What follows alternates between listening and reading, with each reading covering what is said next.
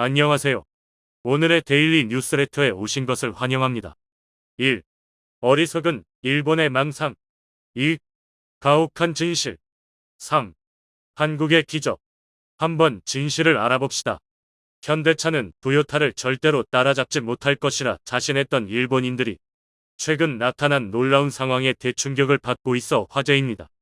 12년 만에 일본에 다시 진출한 현대차에서 놀라운 결과가 나타났고, 특히 영국과 인도네시아에서 상상도 못했던 일들이 벌어지면서 토요타는 끝장났다는 분석까지 나오고 있는 상황입니다. 무슨 일이 발생했기에 외신까지 크게 주목하고 있는지 살펴보겠습니다. 최근 토요타는 영국에서 광고를 금지당하는 수모를 겪은 바 있습니다. 토요타의 스포츠카 브랜드 GR 차량 3대가 줄지어 주행하는 이미지가 실렸는데 헤드라인 문구 중 대GR 필링 등이 문제가 됐던 것입니다. GR은 모터스포츠 가주 레이싱의 야거에서 차가 난 문구입니다. 그런데 영국 측은 GR이 엔진의 으르렁 소리를 연상시킨다며 과속을 유발할 수 있음을 지적했고, 해당 광고는 신문뿐 아니라 모든 매체의 게재가 중단된 상태입니다. 게다가 비슷한 광고에 대한 금지까지 내려져 토요타가 크게 당혹해하고 있습니다. 이는 토요타가 내세우는 엔진 기술의 상징성을 완전히 뭉개버렸다는 설명입니다. 분석가들은 토요타의 갑질 행동에 영국이 강력 반응한 것이란 의견을 내놓고 있습니다. 영국 정부의 넷 제로 정책에 토요타가 반기를 들었기 때문입니다. 영국 정부는 2030년부터 휘발유와 디젤 차량 판매를 금지하고 2035년부터는 하이브리드 차 판매를 금지한다는 발표를 한 바 있습니다. 이를 지키지 않을 경우 막대한 벌금 부과를 예고한 것입니다. 이에 토요타는 강력 반발했고 영국 내 제조를 중단하겠다는 위협을 했습니다. 토요타는 과거 27억 5천만 파운드를 들여 영국에서 네 번째로 큰 자동차 공장을 지었고 현지에서 3,000명의 직원을 고용하고 있는 상태였습니다. 그런데 일순간에 3,000명을 해고하겠다며 영국을 압박한 것입니다. 토요타는 영국에서 연간 13만 대의 차량을 생산해 주변국 등으로 수출해왔습니다. 영국으로서도 토요타의 압박은 무시할 수 없는 내용이었죠. 하지만 영국 정부는 토요타 광고까지 급제하며 강력 대응을 예고한 상태입니다. 이런 상황에 이미지가 크게 높아지고 있는 기업은 바로 현대차 그룹입니다. 일찌감치 전기차를 내놓으며 영국 내 정책을 따라가는 모습을 보였기 때문입니다. 최근에는 영국 시장 진출 이후 처음으로 두 자릿수 접유물을 기록하기도 했습니다. 1982년 영국의 포니를 첫 수출한 이후 40년 만에 두 자릿수 접유물이 된 것입니다. 8월까지의 접유율은 12.5%로 지난해 대비 3.4% 더 높아진 것으로 나타났습니다. 고급 브랜드인 제네시스 판매량 또한 7배나 늘어난 상태입니다. 반면 토요타는 7%, 근다 1.6% 등 일본차 접유물은 쑥대밭이 되고 있습니다. 파이낸셜 타입스 등 영국 언론들은 현대차를 부각시키는 기사를 쏟아내고 있습니다. 테슬라와 현대차 그룹의 관계를 과거 애플과 삼성전자에 비유하면서 말입니다. 2010년 세계 스마트폰 시장에서 삼성전자 점유율은 6% 미만이었고 애플이 20% 이상 앞서고 있었지만 삼성이 갤럭시 출시 2년 만에 애플을 추월했던 부분을 예로 든 것입니다. 외신은 현대차가 향후 테슬라를 제치고 전기차 부분 1위에 오를 가능성도 언급하고 있습니다. 현대차는 미국 전기차 시장에서 테슬라에 이어 2위를 한 바 있습니다. 그리고 유럽 전기차 시장 접유율도 12%에 이른 상황입니다. 그런데 최근 인도네시아에서 벌어진 일은 일본을 더욱 충격에 빠뜨리고 있습니다. 현대차의 인도네시아 생산 규모는 일본 혼다도 꺾어버린 것으로 나타났습니다. 8월 1만 2천 대 이상을 생산하며 전월 대비 2배로 급증해 5위에 올라선 상황입니다. 1위에서 4위는 모두 일본차 브랜드이지만 토요타를 제외하고는 차이가 크지 않아 2위까지는 쉽게 따라잡을 것으로 보고 있습니다. 현대차는 인도네시아 공장에서 크레타에 이어 산타페를 만들기 시작했고 올 3월부터 전용 전기차 아이오닉 5 생산도 본격화하고 있습니다. 현대차 관계자는 아이오닉 5 등으로 전기차 시장에서 위상이 높아지면서 일반 차량 판매도 확대되는 선순환 효과가 나타나고 있다는 설명을 했습니다. 아이오닉 5는 정식 출시된 지 6일 만에 1,600건의 주문이 몰렸으며 8월까지 700대 가까이가 인도된 상황입니다.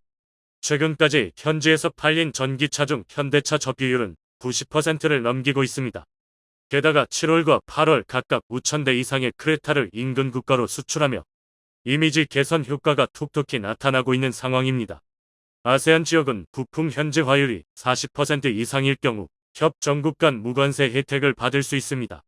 일본 자동차 업체들의 텃밭이었던 동남아 시장이 한국으로 넘어오고 있는 것입니다. 현재 인도네시아에 등록된 내연 자동차 중 일본 차 비율은 90% 이상입니다. 동남아 전체로 범위를 넓혀도 그 비율은 70% 이상입니다. 지난해 기준 동남아 국가 전체 인구는 약 6억 6,700만 명 수준이기에 일본이 엄청난 시장을 차지하고 있었던 것입니다. 그런데 해당 시장이 현대차로 한 발 더 다가오자 일본이 경악하고 있습니다. 인도네시아는 2030년까지 전기차 비율을 25%로 늘린다는 방침입니다. 그리고 2040년까지 내연기관 오토바이 판매를 금지하고 2050년부터는 내연기관 자동차 판매도 금지한다는 계획을 세우고 있습니다. 시간이 어느 정도 있어 일본도 안심하고 있었지만 인도네시아가 향후 3년간 관용차를 전기차로 전환하겠다고 발표하자 난리가 나고 있습니다. 전기차를 비롯한 전기 오토바이, 전기버스 등 89만 2천 대를 관용차로 조달하겠다며 이를 실현하기 위한 연간 예산을 약 4조 원 이상 책정했기 때문입니다. 현대차 공장이 위치한 지자체가 이미 아이오닉 5를 관용차로 선정한 만큼 향후 추가적인 수주전에서 현대차가 우위를 차지할 것이란 분석입니다. 해당 소식은 일본에도 전해져 큰 충격을 주고 있습니다. 그동안 일본차를 주로 활용해 왔는데 이제는 현대차로 넘어가게 생겼다며 아우성을 치고 있는 상황입니다. 이에 도요타 등 일본차 업체들의 호소도 커지고 있습니다. 도요타는 인도네시아 정부가 전기차 투자에 대한 우리의 진지함을 알아주길 바란다는 성명과 함께 2027년까지 18억 달러 2조 5천억 원 규모의 투자를 진행하겠다는 발표를 했습니다. 미쓰비시 또한 2025년까지 6억 7천만 달러 상당을 투입하겠다는 계획입니다. 하지만 상황은 현대차에게 훨씬 유리하게 돌아가고 있습니다. 인도네시아가 내년부터 전기차의 보조금 지급을 결정해 현대차가 최대 수혜 기업으로 떠오르고 있기 때문입니다. 심각한 대기 오염 문제를 해결하기 위해 보조금 지급을 앞당겼다는 설명입니다. 대기질 분석 업체인 IQ에어에 따르면 전 세계 117개국 중 인도네시아는 17번째로 오염률이 높은 것으로 확인되고 있습니다. 수도 자카르타의 경우 초미세먼지 농도는 WHO 권고 기준보다 8배나 높은 상태입니다. 이런 상황에 적극적으로 보조금을 쏟아부어 게임체인저 역할을 기대하고 있는 것입니다. 이에 따라 2025년까지 250만 대의 전기차를 보급하겠다는 계획입니다. 인도네시아는 현재 국가 수도를 자카르타에서 보르네오 섬의 누산타라로 옮기는 작업을 하고 있습니다. 녹색 도시를 모티브로 오는 2024년 대통령궁 이전 계획을 세우고 있는 상태입니다. 즉 현대 전기차는 누산타라를 기반으로 동반 성장이 기대되고 있습니다. 인도네시아 인구는 2억 7천만 명으로 세계 4위 인구 대국입니다. 풍부한 노동력뿐 아니라 소비시장이 형성될 가능성도 높습니다. 이런 상황 때문인지 인도네시아는 한국에 환심을 사려 사활을 걸고 있는 상태입니다. 최근 자카르타에서 열린 개천절 행사에 현직 장관이 5명이나 참석하기도 했습니다. 통상 각국 대사관에서 진행하는 국경일 행사에는 장관 1명 정도가 참석하는데 한국의 중요성을 인지한 인도네시아가 5명의 장관을 파견했다는 설명입니다. 정혜선 회장은 2018년 이후 조코 위 대통령과 총 6차례 만남을 가진 바 있습니다. 7월 조코 위 대통령의 방한 때도 따로 만남을 가졌을 정도입니다. 이런 관계를 바탕으로 향후 더욱 가파른 성장이 예상되고 있습니다. 그런데 현대차는 일본 내에서도 놀라운 반전을 일으킨 상황입니다. 9월 한 달 동안 일본 시장에서 150대에 가까운 전기차를 판매했던 것입니다. 세 자릿수 판매량을 기록한 것은 일본 재진출 12년 만의 일입니다.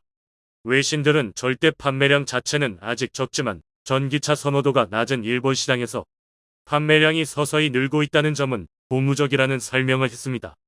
실제로 5월에 7대, 6월 37대, 7월 61대, 8월 76대에 이어 지난달 147대로 껑충 뛰어오르는 모습을 보였기 때문입니다. 현대차는 일본 주요 지역에서 시승을 겸한 전시장 오픈과 카쉐어링 플랫폼인 애니카를 통해 소비자들을 공략하고 있습니다. 지난 7월에는 일본 교토의 MK택시가 아이오닉 5 도입을 결정하기도 했습니다. 현재 운행 중인 700여 대의 택시 가운데 50대를 우선 교체하기로 한 것인데 교토 주민과 관광객들에게 선보이겠다는 계획을 밝힌 상황입니다. 일본 언론들은 현대차가 도쿄 시부야에서 자동차 공유 서비스를 시작했다며 긴장감을 드러내고 있습니다. 현대차는 일본에서 연간 1,000대 이상 판매를 기대하고 있습니다. 일본은 연 450만 대가량의 신차가 팔리는 세계 3위 시장이지만 토요타나 닛산 등 자국 브랜드에 대한 자부심이 높아 수입차의 무덤으로 물리고 있습니다. 하지만 전기차에 있어서는 토요타가 무덤이 되고 있는 상태입니다. 최근 토요타가 야심차게 내놓은 첫 번째 전기차 BZ4X는 타이어 볼트가 풀려 빠지는 문제로 대규모 리골에 들어가기도 했습니다. 볼트를 더 조일지 부풀 교체가 필요한지를 두고 검토에 들어갔는데 3개월간의 분석을 거쳐 결국 부품 교체를 결정한 것으로 나타났습니다. 이달 26일 다시 시장에 내놓을 예정인데 결정이 늦어진 이유로 부품을 새로 만드는데 시간이 걸렸기 때문이라는 황당한 설명을 했습니다. 새로 설계한 볼트로 교체하는 것 외에 특별한 작업이 없었는데 말입니다.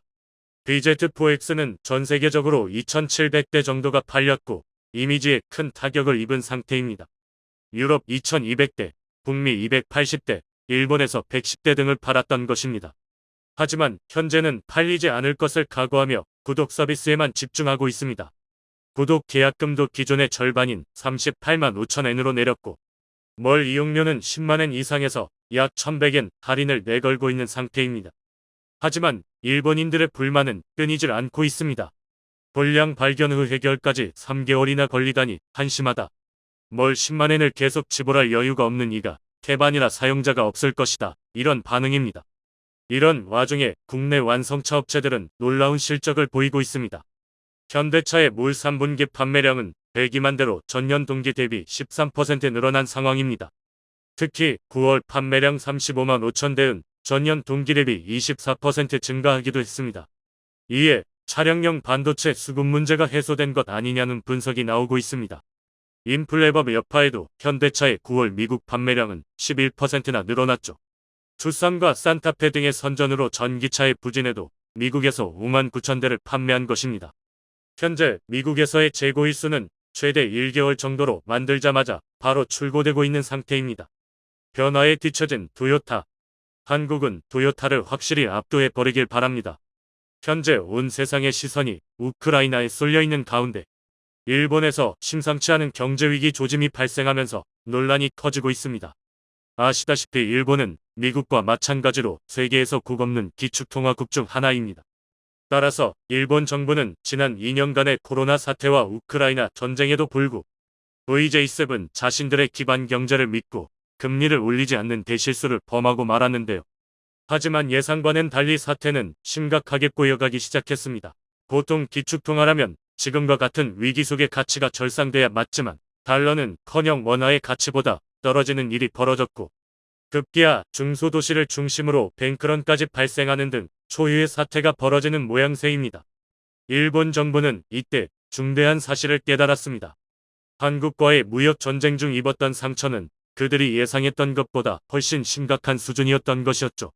20일로 취임 9년을 맞이한 구로다 하루히코 일본은행 총재는 최근 기자회견을 통해 일본이 처한 충격적인 현실들을 고백했습니다. 경기 부양을 위해 막대한 유동성을 풀고 있으나 엔화 가치 하락으로 물가가 급등하면서 경제 전반에 부담이 가중되고 있다는 것인데요. 일본 재무성에 따르면 올해 1월 일본의 경상수지 적자는 1조 1887억엔으로 역대 두 번째로 큰 수준이고 2월 무역수지 역시 6683억엔의 적자를 기록하는 등 이는 아베노믹스에 이은 지난 10년간의 엔저 고착화로 그 부작용이 드러나는 것이라 밝혔습니다. 니혼 게이자이 신문의 분석에 의하면 러시아의 우크라이나 침공이 시작된 후 3주 동안 달러에 비해 엔화의 가치가 약 4%가량 하락했지만 상하게도 도쿄 주식시장의 니케이 평균 주가는 고작 1% 상승에 그친 것으로 드러났습니다. 이는 2012년 아베노믹스가 전격 시행된 직후 금융 완화가 이뤄질 것이라는 관측이 팽배했던 시기와 너무도 비교되는 상황인데요. 실제로 당시 3주 사이에 달러 대비 엔화의 가치가 3엔 가량 하락했고 니케이 지수는 8,600엔대에서 9,500엔대로 약 10% 상승한 바 있었습니다. 과거 엔화 가치가 떨어지면 일본 기업의 수출이 증가해 기업 실적이 좋아진다는 기대감 때문에 일본 주식이 잘 팔렸으나 이러한 상관관계가 약해지고 있다고 본 것인데요. 다시 말해 나쁜 엔저라는 인식이 확산되고 있다는 것이고, 이를 증명하듯 니케이 지수와 엔 환율의 연동성을 보여주는 상관계수를 구했더니 2021년 10월에는 약 0.4인데 반해 이달 중순에는 약 0.15를 기록하는데 그친 것으로 드러났습니다. 참고로 상관계수가 1에 가까울수록 연동성이 높고 5에 가까울수록 연동성이 낮아지는데, 엔화 가치가 1달러당 120엔대 수준으로 낮췄던 2014년의 경우 상관계수가 0.7을 기록한 바 있었습니다. 이는 2009년보다 엔저의 효과가 확실히 줄어들었다는 직회이며, 이에 기노시타 도모우 인베스코 에셋 매니지먼트 전략가는 기업이 해외 이전을 추진한 영향과 함께 엔화의 약세로 수출이 늘어나는 호재가 발생하지 않는 것은 그만큼 기축통화국으로서 일본의 위상이 크게 흔들리고 있다는 증거라 밝혔습니다. 가뜩이나 우크라이나 전쟁으로 자원이나 곡물에 대한 물가가 상승해 가계와 기업이 압박을 받고 있는 데다 원유 선물 가격마저 한때 14년 만에 가장 높은 배럴당 130엔대까지 올랐으니, 이는 자원과 식량 수입에 크게 의존하는 일본의 입장에선 비용 상승이 불가피한 상황이었죠. 현실이 이렇자 부르다 총재는 마치 공황에 빠진 듯한 표정을 숨기지 못했습니다. 요미우리 신문 의미 없는 측은 줄타기로 규정하고 일본 은행의 금융 완화를 복잡한 경제 방정식의 해법이 보이지 않는다고 비판했는데요. 더 큰 문제는 엔화 가치 하락을 불러온 인플레이션을 억제하기 위해 자금을 조이자니, 안 그래도 물경기에 찬물을 111원들 우려가 높아져 있는 상태였습니다. 참고로 일본은행은 2016년부터 마이너스 금리 정책까지 도입하여 경제 활성화에 안간 힘을 썼으나 2년을 훌쩍 넘기고도 성장률 2% 목표를 채우지 못했습니다. 이에 아사히 신문은 대규모 금융 완화가 예상을 벗어나 장기화됐고 부작용을 줄이기 위한 조치가 반복됐지만 결과적으로 구로다 총재가 출구 전략을 보여주는데 실패했다고 진단했습니다. 한편 IMF 측은 이러한 일본의 실태가 대공황의 전조 증상일 수 있다며 즉시 일본 정부의 긴급 대책 마련을 촉구했습니다.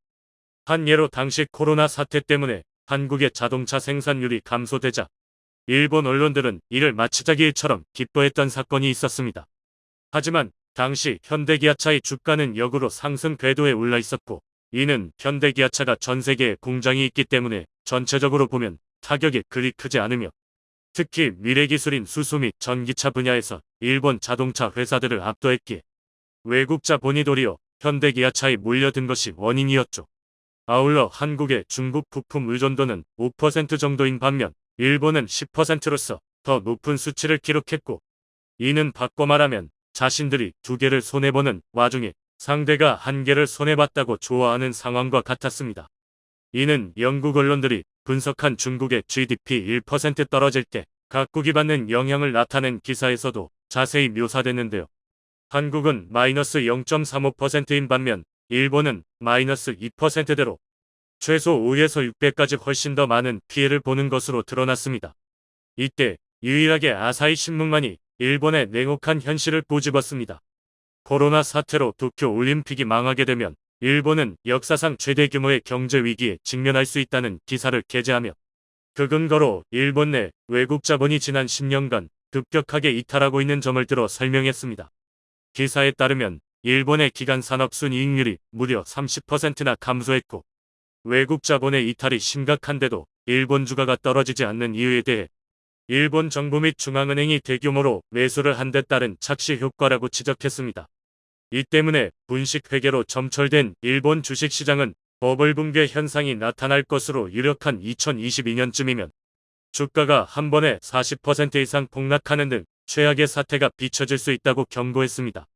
더 충격적인 건 현재 일본의 부채가 세계 1위로 1초에 630만원 1분에 3억 8천만원씩 부채가 증가하고 있었고, 이는 곧 일본 경제 전체가 언젠가 터질 수밖에 없는 거대한 시한폭탄임을 의미했습니다.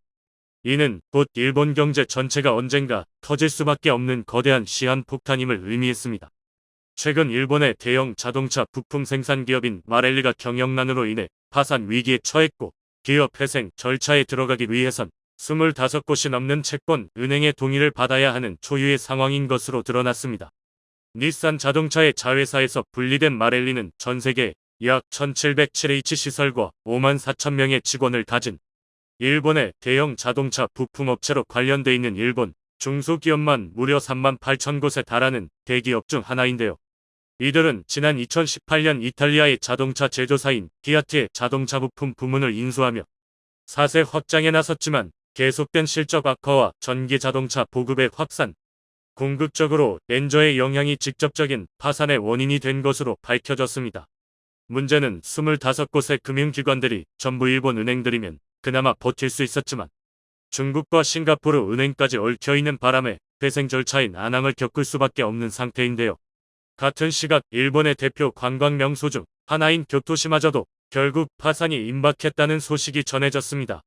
한때 연간 5천만 명의 인파를 끌어들인 교토시의 이번 사태는 현재 외신들 사이에서도 토픽으로 다뤄질 정도로 후폭풍을 낳고 있는데요. 시민들은 교토 곳곳에 은행에 쳐들어가 예금을 인출하려는 사태가 속출하고 있으며 채무를 갚지 못해 파산 신청을 해온 자영업자들도 빠르게 늘어나기 시작했습니다. 이에 일본 시민들은 경악을 금치 못했습니다. 그도 그럴 것이 지역 소멸이 심화된 농어촌도 아니고 유명 도시인 교토가 파산 위기에 처해 있다는 건 다시 말해 교토시보다 크기가 작은 자자체의 연쇄 도산을 불러오기에 충분했죠. 무엇보다 이는 2006년 파산한 지자체 1호로 기록돼 있는 홋카이도 유마리시의 악몽을 그대로 답습하고 있었습니다. 당시 유마리시는 방만 경영과 분식 회계, 투자 실패가 뒤섞여 인재가 비친 지역 파탄의 끝판왕을 보여줬고 현재는 세금만 높을 뿐 정작 서비스 부문에서 가장 낙후된 도시로 전락했습니다. 현재 거주민이 한 명도 없는 유령 마을 20곳을 만들어낼 정도로 큰 타격을 입었던 유마리시의 모습은 급격한 시대 변화와 소홀한 대응체계 그리고 재정 악화적인 측면을 도외시한 지금의 교토와 마치 판박이처럼 닮아 있었습니다. 당장 해결하겠다고 해서 해결될 수 없는 기축통화의 고장 문제와 더불어 기업과 도시의 파산이 시각적으로 나타나자 세계 각국들은 파산을 우려해 빠르게 일본을 손절하고 있는 모양새입니다. 무엇보다 우크라이나 전쟁의 장기화로 한국 역시 비슷한 위기 조짐이 나타나고 있는 만큼 전문가들은 하루빨리 일본 경제와의 거리를 최대한으로 벌리고 일본과 관계된 금융산업도 조속히 중단시켜야 할 것이라는 등 늦으면 늦을수록 한국의 피해 역시 눈덩이처럼 불어날 것을 경고하기도 했죠. 다만 놀라운 것은 일본의 경제 위기가 바로 2019년 한국과의 무역 갈등과 시기적으로 맞물려 있었다는 것이고 이에 일각에선 약해져 있을 대로 약해져 있는 일본이 당시 무리한 경제적 보복을 감행해 역으로 감당할 수 없는 내상을 입게 된 것이라 분석하기도 했죠. 공일 기회를 잘만 활용한다면 한국이 그토록 염원하던 일본과의 자리바꿈이 현실로 이뤄질 수 있는 바 부디 이번에야말로 기업들이 힘을 모아 일본을 넘어서길 바라며